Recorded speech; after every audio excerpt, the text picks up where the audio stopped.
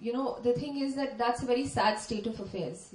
All of us think that way, and it's going to take a while, but I'm sure that difference in remuneration is something which they need to, wherever you may work.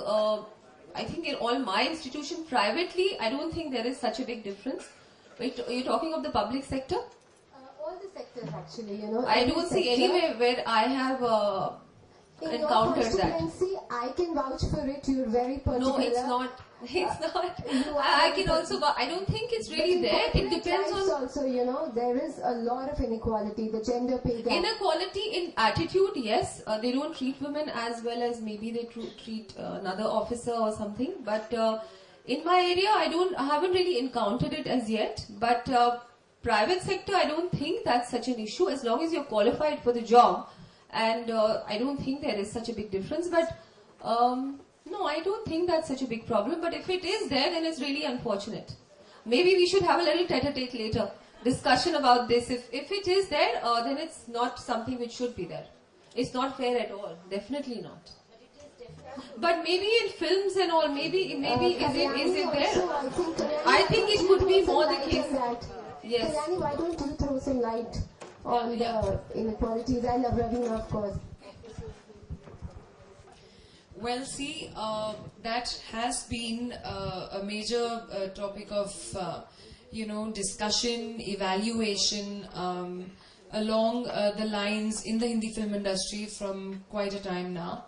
But I think mostly what a film, for example, a film director, whether she's male or female, will charge the same amount of remuneration or fees what their male counterpart would if they have to direct a film.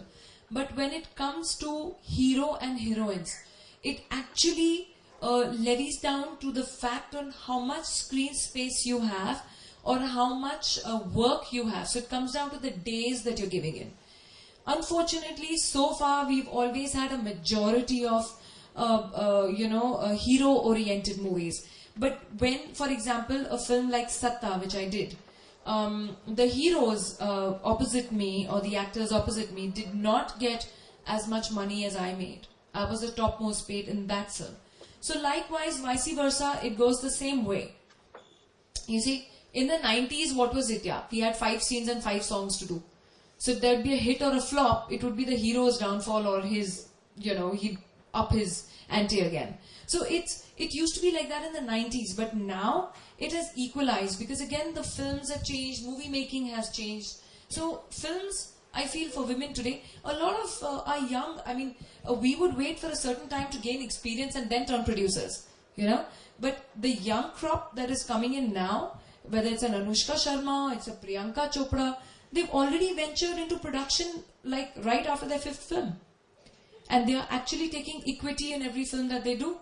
So they've already started getting business minded. So like I said in the movies, luckily for us, the whole scenario is definitely changing. Also could be you talking about like the 4th class workers and Narega workers and all of that, right? Can you be more specific? Actually, from the top level to the middle to in what sector? In all the sectors. If you talk about corporate life also, that could be because they don't give so many hours of work, and maybe they the kind of job specification is not what the man does. I don't know. They could be reasons, but yeah, there is a disparity where the labourer level is because I feel that they don't, because the women say that we can't do so many hours, the men say we can do many more hours, 8 hours or longer. That difference is there. Even I've noticed that. In that Narega workers and the 4th class, there is an issue. They are paid differently because of this reason. Their working hours are not as much as the men work. Also, one of the reasons for the disparity, the gender disparity as far as wages goes, is the kind of industry it is. The minute it's a disorganized or unorganized industry, there's obviously a disparity, but as soon as it becomes an organized industry, I think there are enough laws to safeguard women's position. Yeah, hello Jaipur, my favorite city in the whole world. It's true actually, I'm not just saying this. Okay, I think the corporate sector is a bit different, especially today. I've been working since I was very young, like 21. It's different because I did feel this difference in wages and pay. I went through an experience at a very young age which just taught me a few things, and I'm glad it did at that time.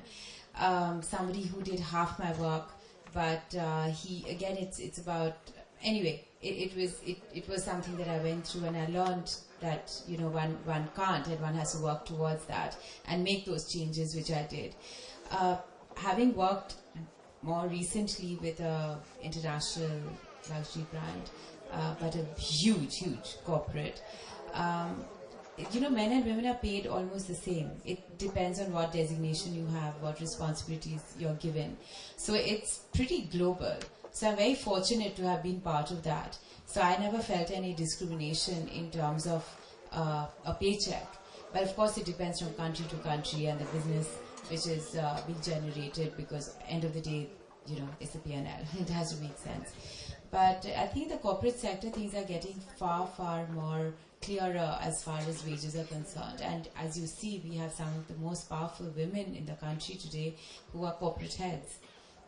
Many of them, and working for global companies.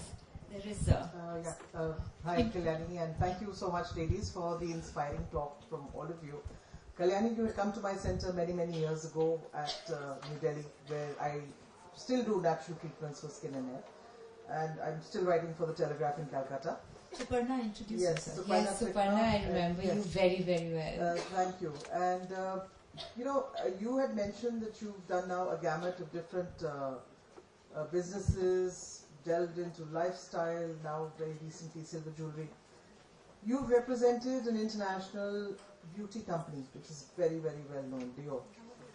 With the emerging times and with the Indian economy, has it ever been a voice from your heart to try and promote something which is Make in India, or an Indian company? After all, you are an icon now to many people for entrepreneurship and women. But I always feel that when you do something on a larger level, it should be with a purpose. Has this crossed your mind? Well, I exported for 13 years, and it was all made in India. It was my own factory, my own design and manufacturing unit. I supplied to international companies like,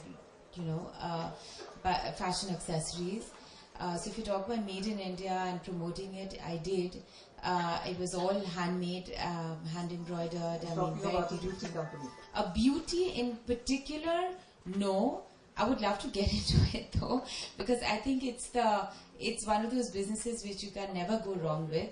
And beauty business in India, with as many Miss Universes and Miss Worlds that we've had, and Bollywood being Bollywood, and it's, I think, a very fast growing industry.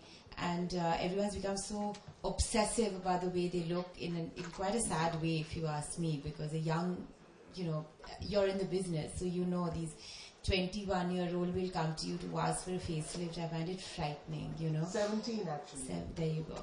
So, Botox and fillers. yeah, so, I would like to, but I'm sure you've just given me an idea which I must delve into after I finish. And it's not silver jewelry I'm doing, it's silverware. It's luxury silverware.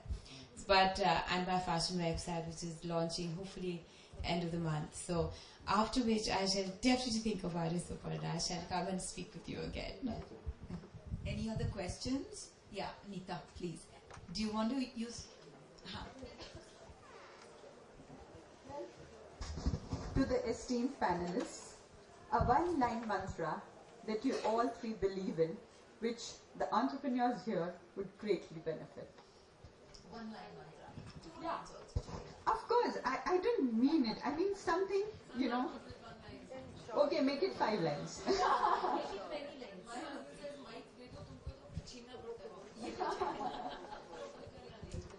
So maybe, Kalyani, what is exactly what Nita said, something, like a legacy you would leave for maybe your daughter, something that you can tell the women entrepreneurs that you think is all our panelists are mothers of daughters, incidentally. No, I think independence of just independence. You know, that's the biggest freedom that we have, and since we're talking about business, it's financial independence, which gives us, I think, women that power. You know, and that's the biggest power that we have. There's so many people going through miserable relationships or marriages or whatever, and you have kids. You don't know where to go, what to do, and how you're going to even make two ends meet. You know, I think there's no one line and there's no formula for this. And we've all three of us that you have here are from such diverse backgrounds, diverse career paths, etc. So there's no real formula to it. I think I would just encourage women to be independent. That's it. And you have to, that you believe in. That is what maybe. you know, to be less complacent, because I think a lot of my friends are so complacent. It's like, do something. And now you can't even have kitty parties because you know why. So maybe now is a good time to become entrepreneurs.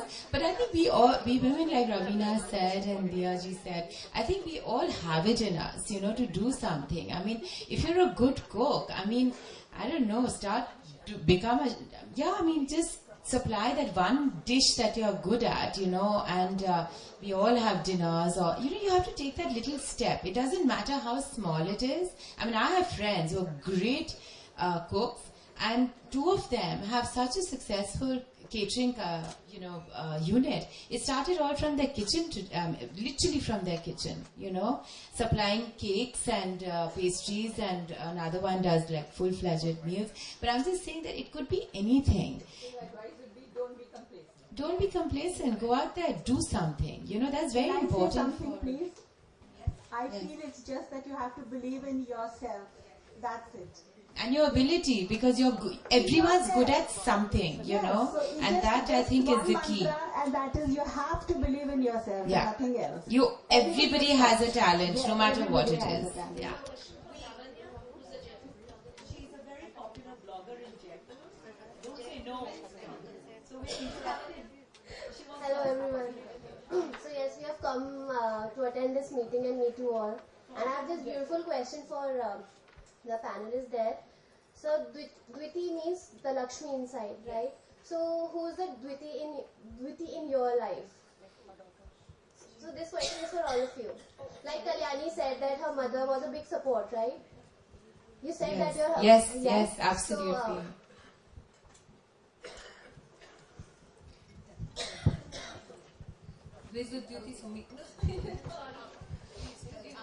Okay, for me, I would say my mother and then my daughter. I think, and then of course it has to come, I think it has to also be yourself. Because if you need to be independent, I think it's very essential to be financially independent. Even you may come from a very wealthy family, but your own money is your own money after all. Huh? That's important. So it is, of course, Lakshmi is within you, and it's also within everybody else, including the male members of my family or anybody's family.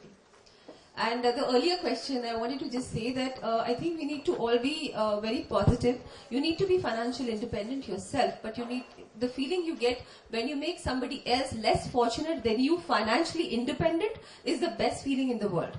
And I got it after doing, my thing in Sawai Madhopur, to be able to give something, those women over there who just didn't have a vision at all. They didn't have any direction. To be able to do that for them was the most important thing. And again, to be very, very positive is important. What about you, Ravina? I do believe that it's your own inner Shakti. We all have a Devi in us. Which roop? You take your pick. You want to be Kali, you want to be Chandika, you want to be Durga, you want to be Lakshmi. That's up to you. You take your pick. We worshipped women, I guess, since after the Indus Valley civilization, and as we evolved in the